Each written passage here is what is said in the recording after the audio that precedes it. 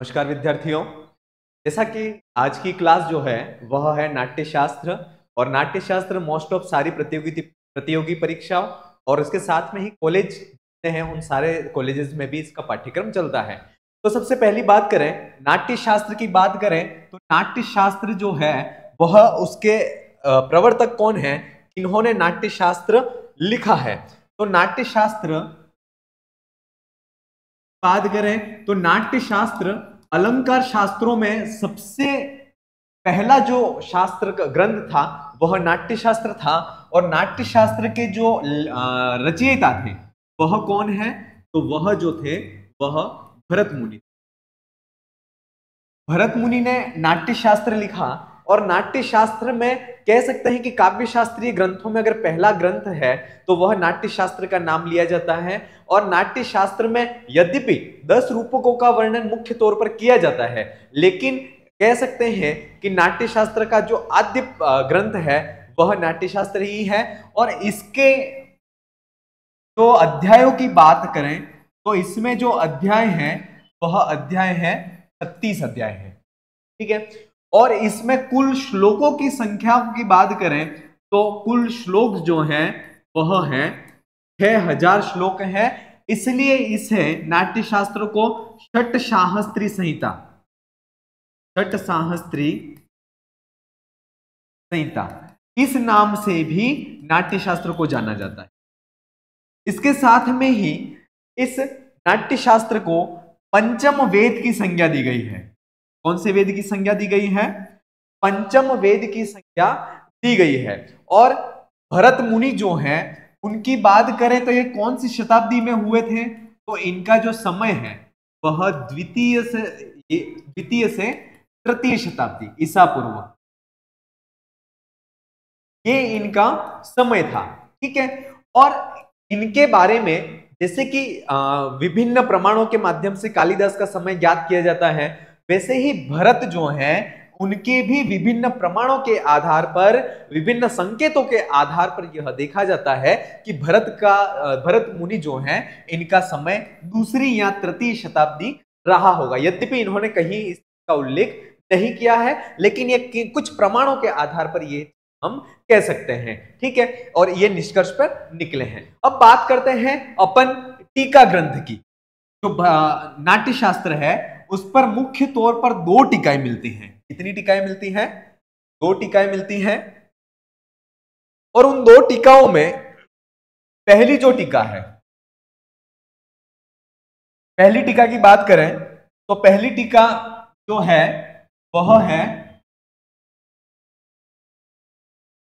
पहली जो टीका है उस टीका का नाम है वह है अपराजिता। उस टीका का नाम क्या है? अपराजिता। और इसके जो लेखक थे वह थे भट्ट लोल्लट। कौन थे? भट्ट लोल्लट जो थे उन्होंने अपराजिता टीका लिखी है। दूसरी इनकी जो टीका है वह है नाट्यवेद विवृत्ति। नाट्यवेद विवृत्ति। और इसके जो लेखक हैं वह है अभिनव गुप्त। कौन है? अभिनव गुप्त। ये नाट्य शास्त्र पर 2 टीका ग्रंथ मिलते हैं। एक तो मिलता है अपराजिता और दूसरी जो टीका है उसका नाम है नाट्यवेद विवृत्ति। और उसी की टीका का दूसरा नाम जो है वह नाम है अभिनव भारती। इस टीका का ही दूसरा नाम जो नाम है वह नाम है अभिनव भारती। ठीक है। तो ये नाट्य शास्त्र की महत्वपूर्ण टीकाओं की बात हुई। अब इसमें जो है कुल अध्यायों की संख्या कितनी है? 36 अध्याय है। तो 36 अध्याय में मुख्य तौर पर हम पहले और दूसरे अध्याय की बात करते हैं। तो पहले अध्याय जो है उसका नाम है नाट्योत्पत्ति। उसका नाम जो है वह है नाट्योत्पत्ति। और दूसरा अध्याय है उसका जो नाम है वह है नाट्य मंडप। ये 2 इनके नाम हैं। यद्यपि 36 अध्याय हैं, उन 36 अध्यायों का अलग अलग नाम है, लेकिन हमारे सिलेबस में मुख्य तौर पर पहला दूसरा ये अध्याय होते हैं। तो इनकी बात करें तो पहला अध्याय की नाम है नाट्योत्पत्ति, दूसरे अध्याय का नाम है नाट्य मंडप। ठीक है, दो अध्यायों की बात हो गई। पहले अध्याय की अपन बात करें तो पहले अध्याय में वर्णन किसका है? तो पहले अध्याय में जो वर्णन है वह ये है कि ब्रह्मा के द्वारा निवेदन करने पर भरत मुनि ने अपने 100 पुत्रों के साथ में नाट्य जो है उसका नाट्य का इंद्रध्वज महोत्सव में अभिनय किया, और वहां पर किसका मंचन किया था? तो दैत्य ध्वंसन। इस नाटक का मंचन किया, इसका वर्णन है। इसके साथ में ही रंगमंचियों प्रयोगों से प्रसन्न होकर देवता बहुत खुश होते हैं, और इन्होंने नाट्य मंडप के प्रयोग के लिए बहुत सारे उपहार उन्हें भेंट दिए थे। इन सारी चीजों का वर्णन नाट्योत्पत्ति पहला मंडल जो है उसमें है। और नाट्य मंडप जो है दूसरा जो है अध्याय, उसमें प्रेक्षागृह और प्रेक्षागृहों का प्रकार, जो विकृष्ट, प्रकृष्ट, त्रयस्त्र, 3 प्रकार के जो नाट्य मंडप हैं, इन सब का जो वर्णन है, उनका माप क्या है, उनको मापने की विधि क्या है, विभिन्न अंजुल जो है, जू है, लिख है, ये प्रमाण जो है मापने के, इन सारी चीजों की बातें जो हैं वह कहां पर की गई थी? तो वह जहां पर की गई थी उसका नाम है नाट्य मंडप। ठीक है, तो ये चीज इंपॉर्टेंट है। पहला नाट्योत्पत्ति, दूसरे अध्याय का नाम है नाट्य मंडप। अब एक प्रश्न हमारे दिमाग में आएगा, वह यह आता है कि नाट्य मंडप जो नाट्य शास्त्र है, इसको पंचम वेद की संज्ञा क्यों दी गई? जब अपन श्लोकों की व्याख्या करेंगे, एक एक श्लोक, एक चीज याद रखना, अपन जब भी पढ़ेंगे कोई नोट्स फॉर्मेट में नहीं पढ़ेंगे, ऐसे ही पढ़ेंगे जैसे आपके सामने बुक रखी हुई है, और बुक में जो श्लोक हैं, एक एक श्लोक और एक एक श्लोक का अर्थ उस तरह से पढ़ेंगे ताकि आपको यह नहीं लगे कि क्वेश्चन कहीं भी बाहर नहीं जाना चाहिए। नाट्य शास्त्र अपन पढ़ रहे हैं, नाट्य शास्त्र का एक भी क्वेश्चन, किसी भी तैयारी, भर्ती परीक्षा की तैयारी करो, आप असिस्टेंट प्रोफेसर की करो, स्कूल व्याख्याता की करो, या किसी भी की, केवी की करो, नवोदय की करो, किसी भी एग्जाम की तैयारी करो, तो अपना नाट्य शास्त्र से क्वेश्चन एक भी बाहर नहीं जाएगा। और एक चीज मैं जहां पर हाईलाइट करके मैं बताऊंगा कि ये चीज परीक्षा में पूछी जा सकती है, उस चीज को आप दिमाग में सेट कर लें कि ये चीज हमें याद होनी चाहिए, क्योंकि ये सर ने बताई है। क्योंकि कुछ चीजें ऐसी होती हैं जो पढ़ने पढ़ाने से नहीं पता चलता है, कुछ चीजें ऐसी होती है जो अनुभव के द्वारा ही पता चल सकती हैं। तो ऐसे जितने भी अनुभव हैं वो सारे आप लोगों से मैं साझा करूंगा। तो अब बात करते हैं नाट्य शास्त्र को पंचम वेद की संज्ञा क्यों दी है, या फिर दिमाग में आ सकता है कि इसको 5वां वेद क्यों कहा है। क्योंकि क्या होता है, नाट्य शास्त्र की रचना के पीछे एक कहानी है, वह प्रसिद्ध है, वो मैं आप लोगों से शेयर करता हूं कि क्या होता है। जब वैवस्वत त्रेता युग चल रहा था, उस त्रेता युग में वैवस्वत मनवंतर में क्या होता है कि जो 4 वेद थे, 4 वेदों को पठन पाठन का अधिकार जो वर्ण 3 थे उन्हीं को था। शूद्र जाति के जो लोग थे उनको वेद का पठन पाठन का अधिकार नहीं था। उस समय क्या होता है, इंद्रादि जो थे वह ब्रह्मा जी के पास जाते हैं, और वह वहां पर जाते हैं, और वहां पर जाने के बाद ब्रह्मा जी से प्रार्थना करते हैं कि हे ब्रह्मा, आप ऐसा कोई हमें द्रव्य दीजिए जो क्रीडनकीय और मनोरंजन का साधन हो, जिसको हम पढ़ सकें।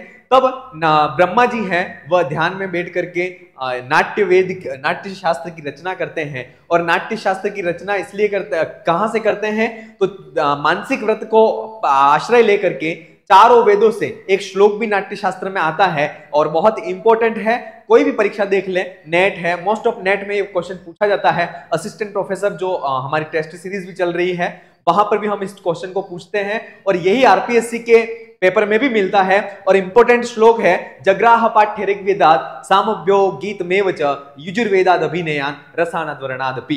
क्योंकि ऋग्वेद है उससे पाठ को लिया गया है, सामव्यो गीत मेवच, सामवेद से गीत को लिया गया है, यजुर्वेदाद् अभिनयान्, यजुर्वेद से अभिनय को लिया है, और रसानाथ वर्णादपि, जो रस है वह अथर्ववेद से लिया है। इस प्रकार से 4 वेदों का कुछ कुछ अंश ग्रहण कर करके ब्रह्मा जी ने वह नाट्य शास्त्र की नाट्य शास्त्र को बनाया था। इस प्रकार से नाट्य शास्त्र की उत्पत्ति हुई थी। जो शूद्र जाति के लोग थे वह वेदों को नहीं पढ़ सकते थे, वेदों को स्पर्श करने का उनका अधिकार नहीं था, इसलिए ऐसे नाट्य वेद की रचना की जो चारों वर्णों के लोग जो हैं, ब्राह्मण, क्षत्रिय, वैश्य और शूद्र, ये सारे वर्ण के लोग इसको पढ़ सके।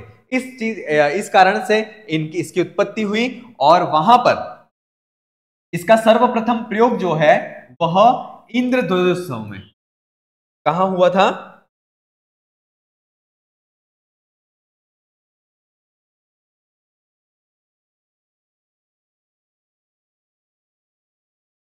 यहां पर इसका सबसे पहला प्रयोग हुआ था और वह हुआ था दैत्य ध्वंसक। और यहां पर उस दैत्य ध्वंसक इस नाटक में क्या किया गया था?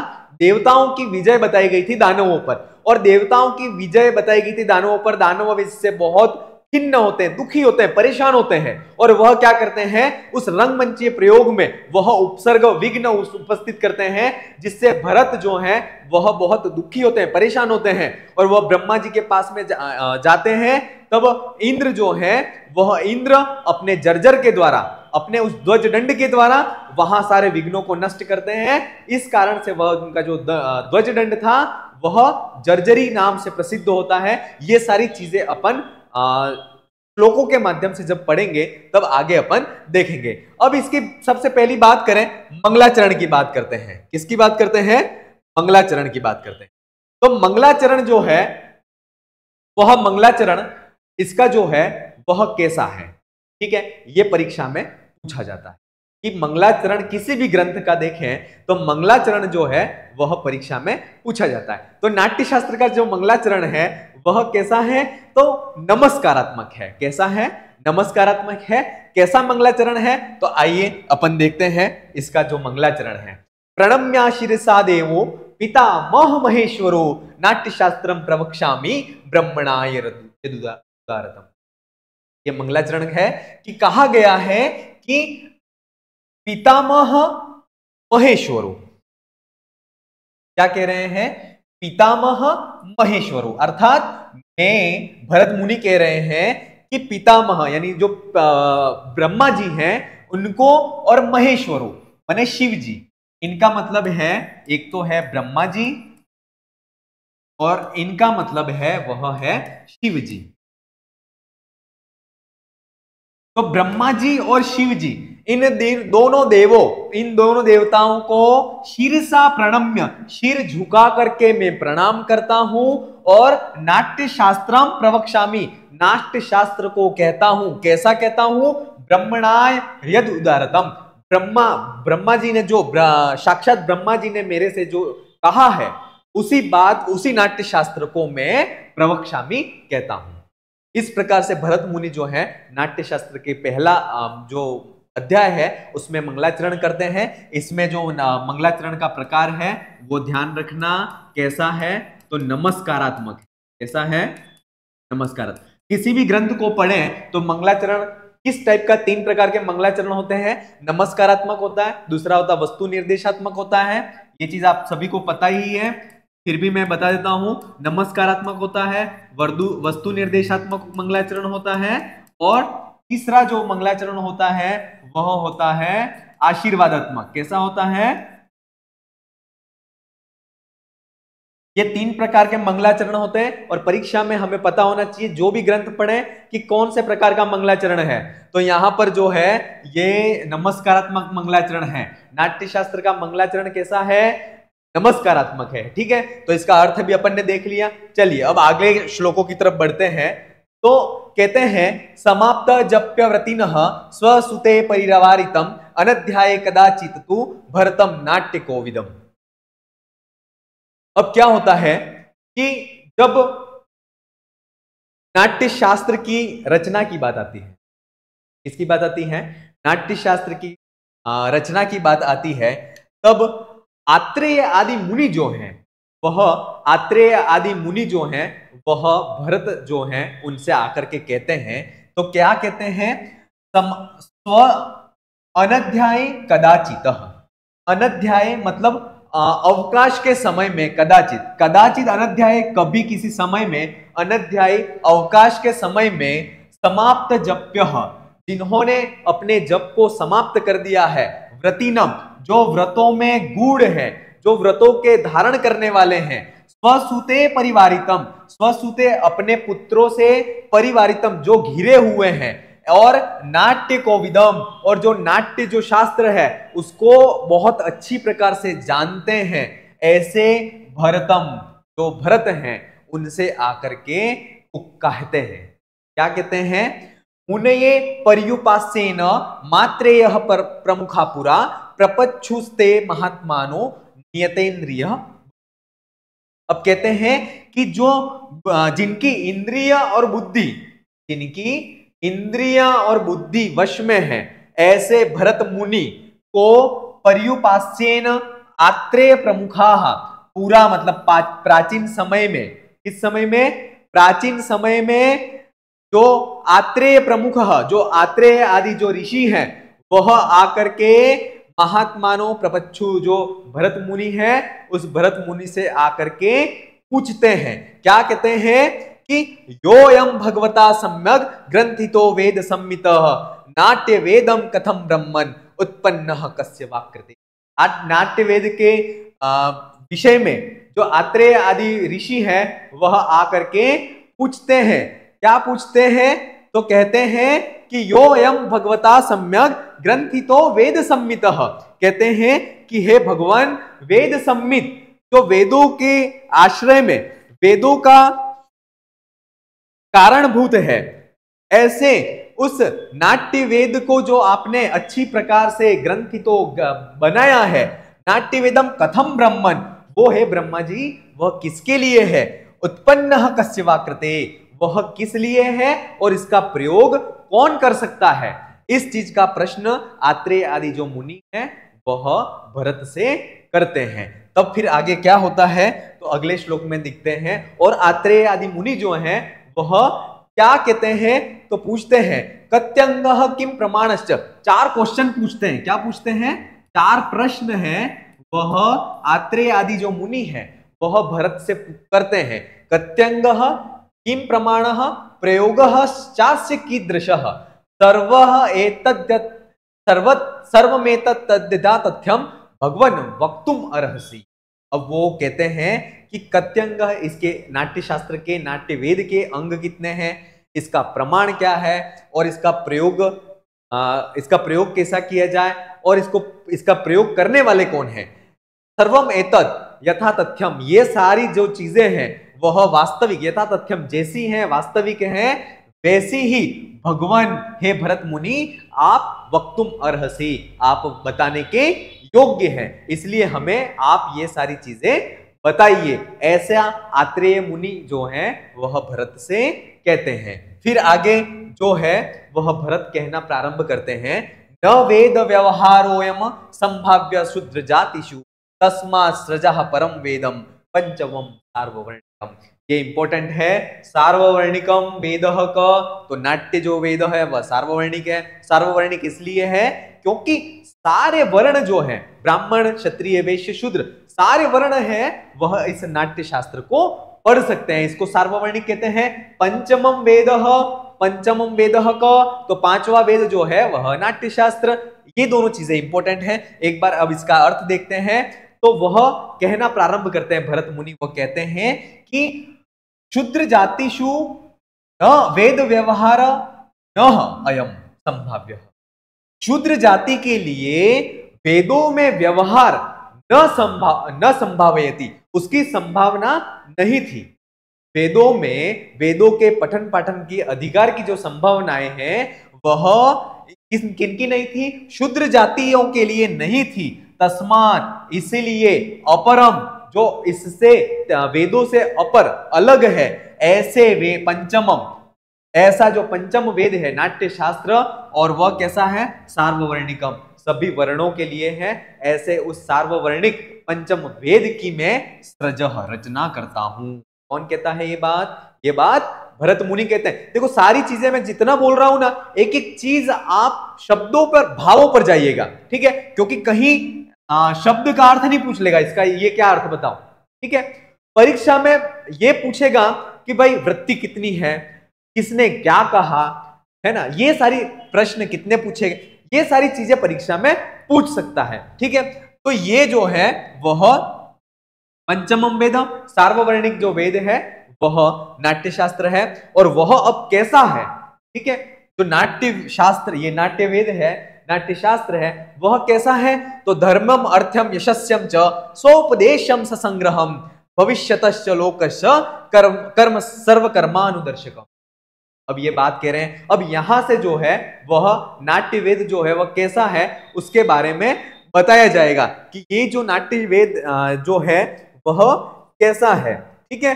तो एक तो ये धर्म जो पुरुषार्थ है वह पुरुषार्थों में धर्म अर्थ और काम मोक्ष जो है तो वह धर्म अर्थ को देने वाला है। और कैसा है, सोपदेश, मतलब हमारे लिए जो हित के उपदेश है, किम करणीयम किम न करणीयम, इस प्रकार के उपदेश को देने वाला है। और कैसा है, तो अगला है वह है सर्व ससंग्रहम। ससंग्रहम का अर्थ होता है कि वह जो नाट्यशास्त्र है वह हमारे हित में, हमेशा प्रत्येक का कार्य होता है कि लोक हित सबसे परम धर्म होता है। तो यह जो नाट्यशास्त्र है वह ससंग्रहम, हमारे हित को करने वाला है। और क्या है, भविष्यतश्च लोकस्य, लोक में भविष्य के जो सर्वकर्म है उन समस्त कर्मों का दर्शक है, ठीक है। हित अहित उचित अनुचित इन सारे कर्मों का जो दर्शक है वह नाट्यवेद है, ठीक है। इस प्रकार से ये जो नाट्यवेद है उसको मैं करता हूं, ये भरत जो है वह कहते हैं। आगे बढ़ते हैं, सर्वशास्त्रार्थ संपन्नम सर्वशिल्प प्रवर्तकम नाट्यख्यम पंचमम वेदः सेतिहासम करोम्यहम्। वही भरत मुनि फिर कह रहे हैं कि जो नाट्य शास्त्र है वह सर्वशास्त्र संपन्न, समस्त शास्त्रों के गूढ़ तत्वों से संपन्न है। और कैसा है, सर्व शिल्प प्रवर्तकम, समस्त जो असी मशी कृषि आदि जो शिल्प हैं उन सभी शिल्पों का उसमें समावेश है। और कैसा है, सेतिहासम, इतिहास से सहित है, ऐसे से इतिहास से सहित नाट्याख्याम पंचमें वेदः, नाटक रूपी जो नाटक नाम का जो पांचवा वेद है उसको अहम यानी मैं भरत मुनि करोमि, करता हूं। ये जो विशेषण नाट्य के दिए हुए हैं वो आपको याद रहने चाहिए, ठीक है, क्योंकि परीक्षा में हो सकता है कहीं कूट वाले प्रश्न आ जाए, जैसे नेट के पेपर में आते हैं, तो उस टाइप के क्वेश्चन अगर आए तो कहीं ना कहीं हमें दिक्कत हो सकती है, इसलिए इस चीज का आपको ध्यान रखना है। फिर बात करते हैं कि जो नाट्य शास्त्र है उस नाट्य शास्त्र की रचना कैसी हुई, तो संकल्प्यम भगवान एव सर्वान वेदानुस्मरन् नाट्य वेदम ततश्चक्रे चतुर्वेदांग संभवम। अब वे कहते हैं कि भगवान एवं संकल्प्य, इस प्रकार से जब ब्रह्मा जी के पास में जाकर के प्रार्थना की जाती है तो प्रार्थना करने के बाद जो है वह भगवान भरत है, जो भरत है वह भरत को उपदेश देते हैं ब्रह्मा जी। और ब्रह्मा जी के उपदेश के बाद ब्रह्मा जी के पास में जब सभी देवता आदि जाते हैं तब वह चारों वेदों का स्मरण करते हैं। संकल्प्य भगवान एवं सर्व वेदान अनुस्मरण, भगवान जो ब्रह्मा जी हैं वह ध्यान में बैठते हैं, ध्यान में बैठने के बाद चारों वेदों का स्मरण करते हैं, चारों वेदों का स्मरण करते हैं। संकल्प्य भगवान एवं ब्रह्मा, जो भगवान ब्रह्मा जी हैं वह संकल्प लेते हैं और सर्व वेदान अनुस्मरण, चारों वेदों का अनुस्मरण करते हैं। और इसके बाद चतुर्वेद अंग संभवम, चार वेदों और वेदांगों से उत्पन्न होने वाले नाट्य वेदम, जो नाट्य वेद है उसको चक्रे, उसका निर्माण करते हैं या उसको उत्पन्न करते हैं। चारों वेद और वेदांगों से जिसकी उत्पत्ति हुई है ऐसे उस नाट्य वेद को वह बनाते हैं, ठीक है।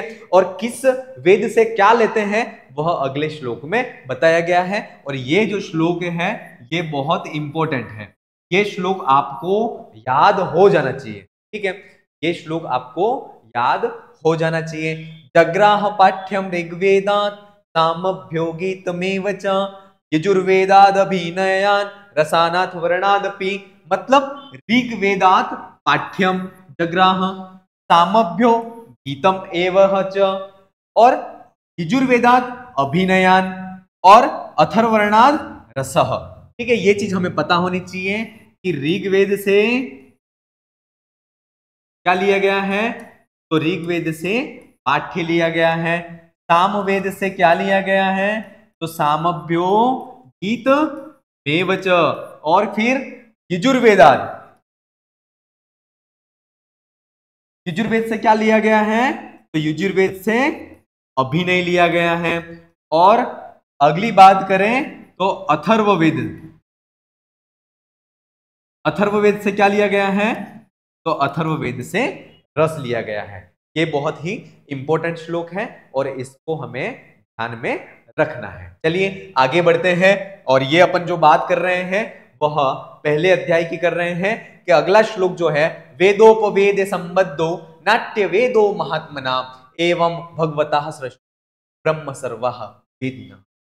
अब बात करते हैं कि वेद और उपवेद, इन वेद और उपवेदों से संबद्ध जो नाट्य वेद है उस नाट्य वेद नाट्य शास्त्र का महात्मना मतलब भगवान ब्रह्मा जी के द्वारा सृष्ट का निर्माण किया गया। और निर्माण किसके कैसा किया गया, तो सर्ववेदी नाम समस्त वेदों के अर्थ को ग्रहण करके ब्रह्मा जी के द्वारा इसका निर्माण किया गया था। ठीक है, सर्ववेदिना का मतलब होता है सर्ववेदता भगवान ब्रह्मा जी ने नाट्य शास्त्र को सृष्ट हो बनाया।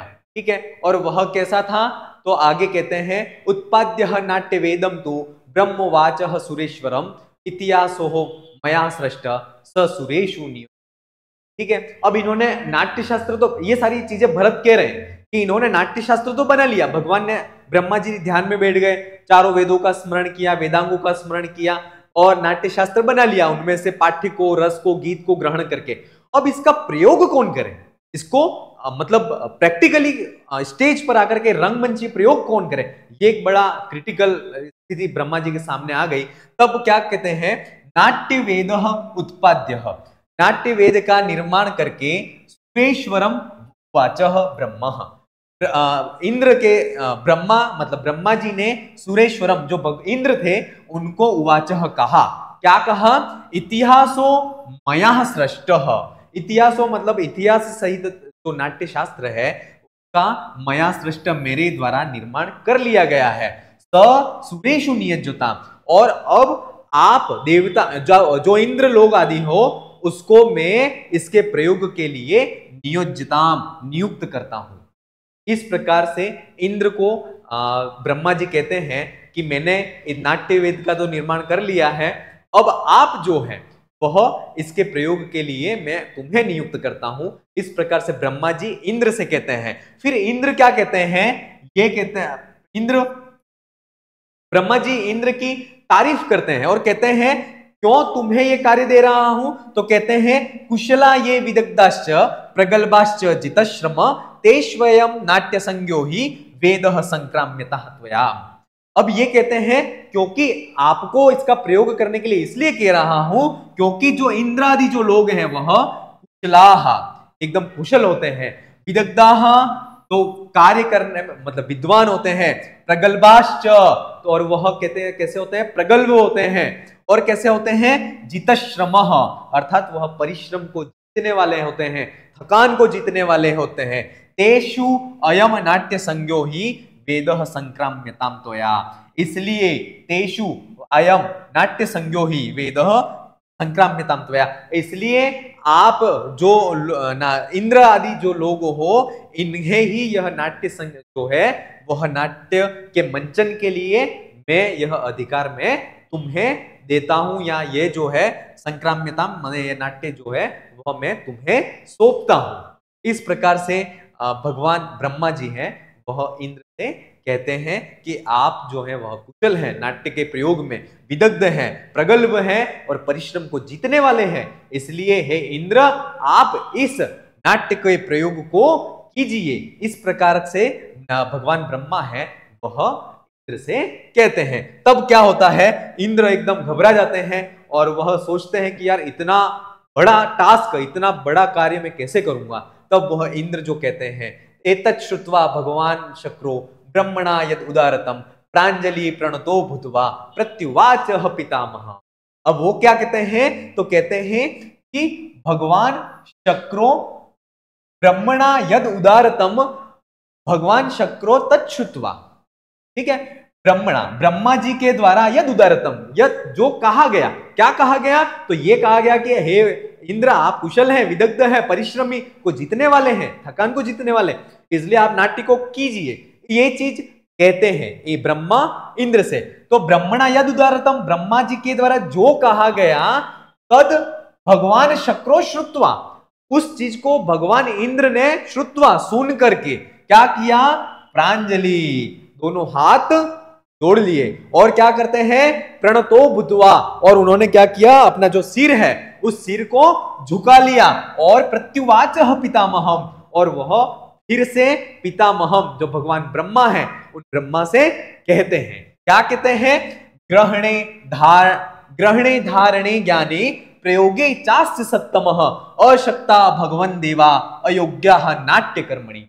अब वो भगवान इंद्र हैं, वह कहते हैं कि हे ब्रह्मा जी से, हे ब्रह्मा आप इतना बड़ा कार्य हमें कहां से दे रहे हैं, क्यों, क्योंकि ग्रहणे धारणे ज्ञाने प्रयोगे च अस्य सत्तमः अशक्ता भगवन देवा, मतलब जो हम इंद्र आदि हैं वह अयोग्या नाट्य कर्मणि, हम जो है वह नाट्य कर्म को करने के लिए अयोग्य हैं। क्यों, क्योंकि हम नाट्य को ग्रहण करने में, धारण करने में, उसके ज्ञान करने में और उसका व्यवस्थित मंचन करने में हम अशक्ता योग्य नहीं है, इसलिए भगवान आप हमसे यह कार्य नहीं करवाएं।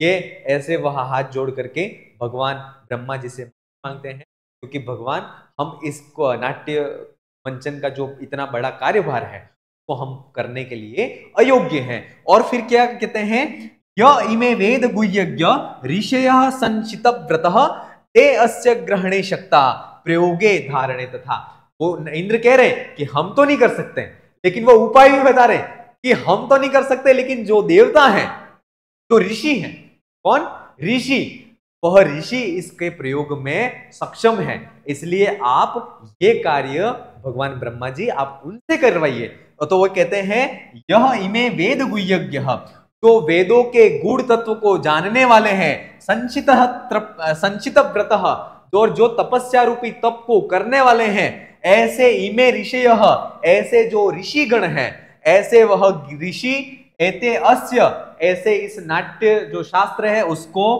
ग्रहण करने में और इसके प्रयोग करने में और उसको धारण करने में शक्ताः, समर्थ है।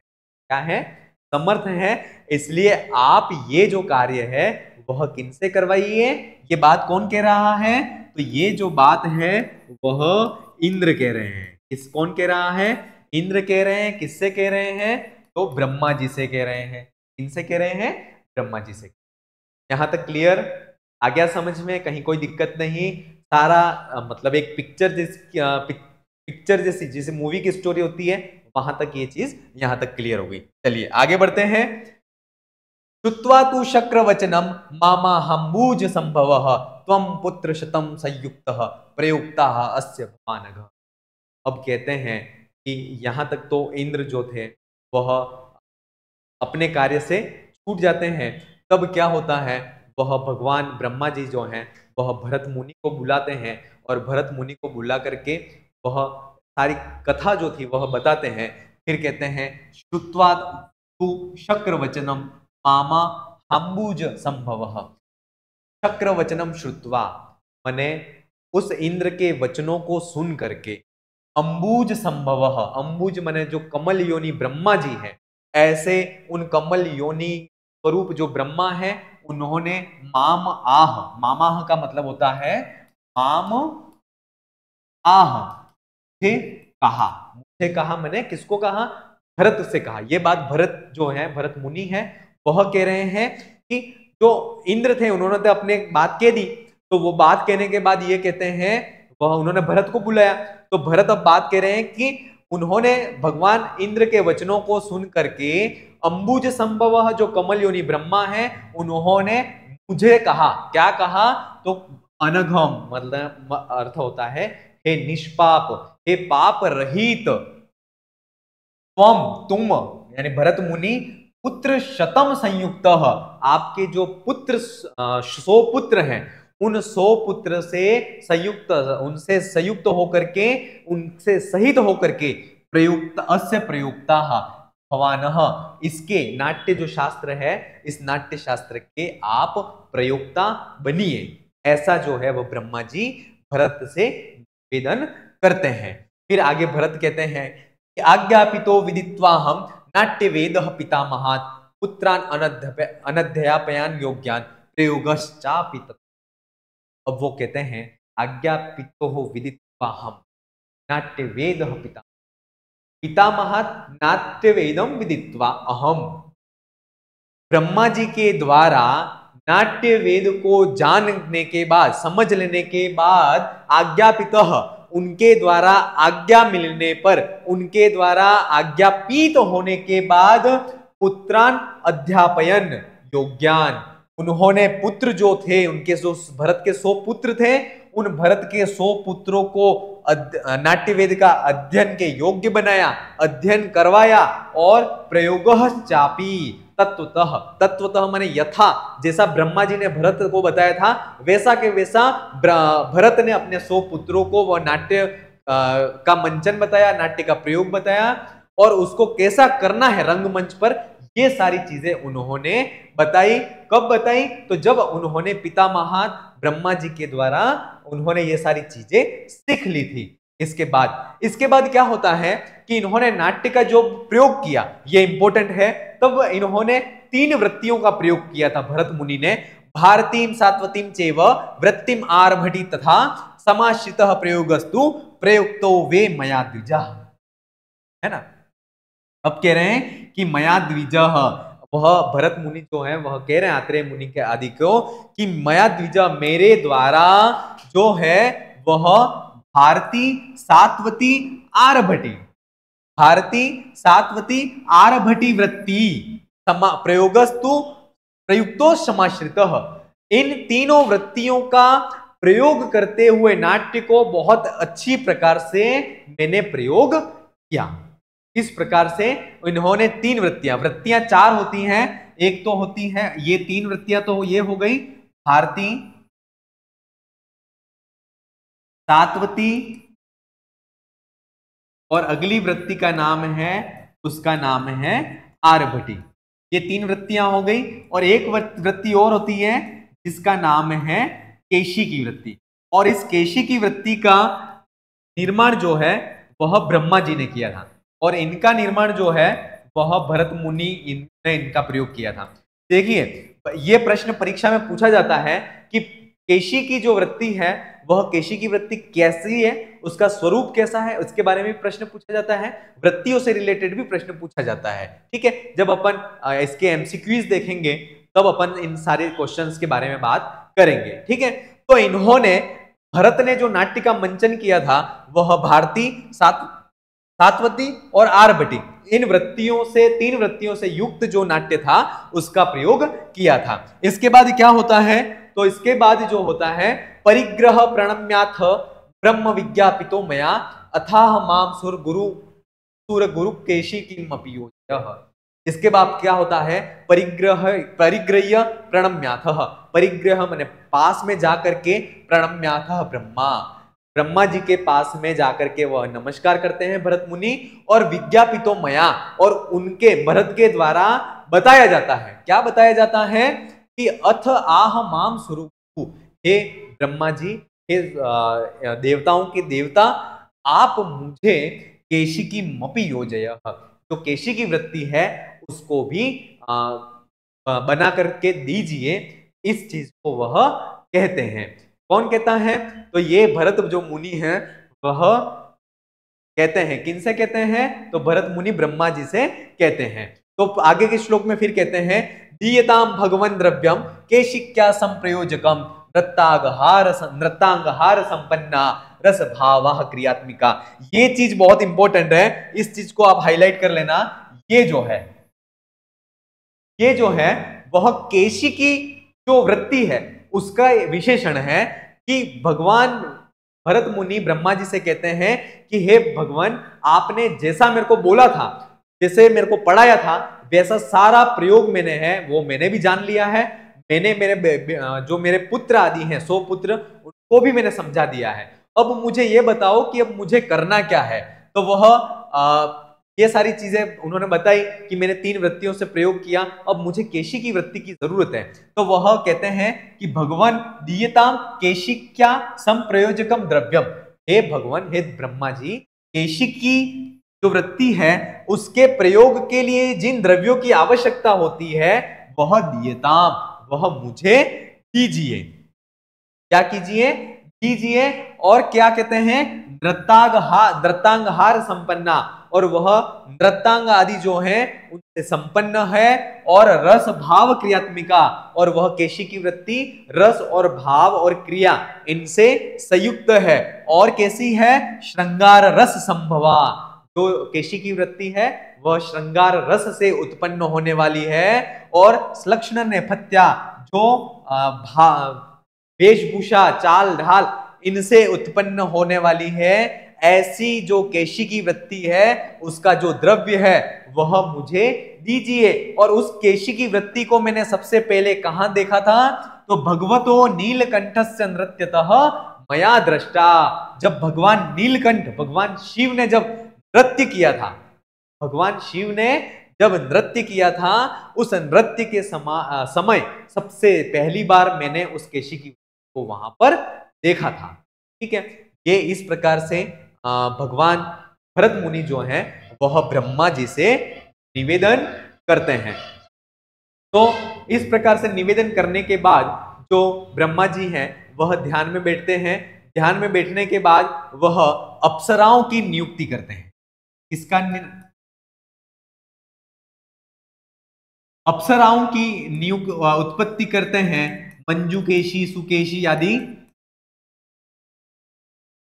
ठीक है, इन अप्सराओं का निर्माण करते हैं, क्योंकि केशी की वृत्ति का जो प्रयोग है वह पुरुष पात्र नहीं कर सकते हैं। केशी की वृत्ति के प्रयोग के लिए स्त्री पात्रों की आवश्यकता जरूरी होती है, इसलिए वह अप्सराओं का निर्माण करते हैं। और मंजुकेशी आदि जब अपन इसकी पीडीएफ देखेंगे तब उसमें वो सारी अप्सराओं के नाम भी हैं, और अप्सराओं से रिलेटेड प्रश्न पूछे नहीं जाते हैं।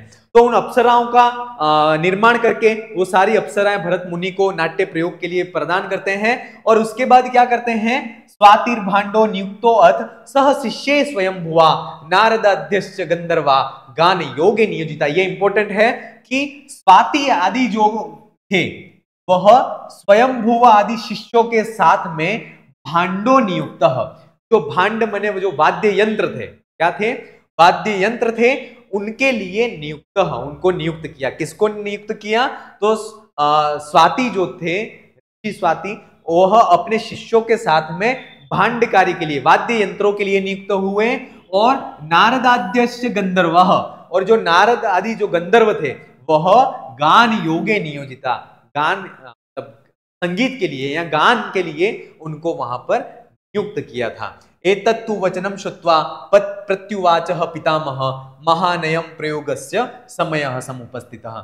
इन ऐसे सारी बातों को सुन करके, इन सारी चीजों को सीखने के बाद भरत जो हैं वह वहां पर ब्रह्मा जी के सामने उपस्थित हो जाते हैं कि हे भगवान, आप मुझे बताइए कि मैंने इन सारी चीज को सीख लिया है, अब मुझे बताओ कि इसका मंचन करना कहां पर है। तब एतत् वचनम श्रुत्वा प्रत्युवाचः पितामहं प्रयोग। तो ब्रह्मा जी कहते हैं कि जब इंद्र के वचन, भरत के वचनों को सुनकर के प्रत्युवाचः पितामह, जो ब्रह्मा जी हैं वह प्रत्युवाच कहते हैं महानयः प्रयोगस्य, महान अवसर, इसके समय का जो, इसके प्रयोग का जो महान अवसर है वह समुपस्थितः उपस्थित हो गया है। और कब उपस्थित हुआ है? तो अयम ध्वज महम श्रीमान महेंद्रस्य प्रवर्तते अत्रेदानीमयम वेदो नाट्य संज्ञः प्रयुज्यता। अब वह कहते हैं कि इंद्रध्वज का जो महामहोत्सव होने वाला है वह अवसर इंद्र का आ चुका है, और उसमें यह जो इदानीम अयम वेदो, हमारा ये जो इस समय जो हमने वेद नाट्य वेद बनाया है की संज्ञा नाट्य संज्ञा नाम के से है, उसको प्रयुज्यताम, वहां पर जो इंद्रध्वजोत्सव होगा वहां पर हमें इसका प्रयोग करना है। इस प्रकार से जो भगवान ब्रह्मा है वह भरत से कहते हैं कि हमें इंद्रध्वजोत्सव के अवसर पर हमें इस नाट्य का प्रयोग करना है। चलिए आज की क्लास में यहीं तक पढ़ते हैं, यहीं तक श्लोकों को देखते हैं। आगे के श्लोक नाट्यशास्त्र भरत मुनि द्वारा विरचित भाग 2 इस पार्ट में फिर मिलेंगे आगे की क्लास को लेकर के। तब तक आज के जो श्लोक हैं, आज का जो सामान्य परिचय है, इसको आप बहुत अच्छी तरह से पढ़िएगा। आप अपने अध्ययन को अनवरत रूप से जारी रखें।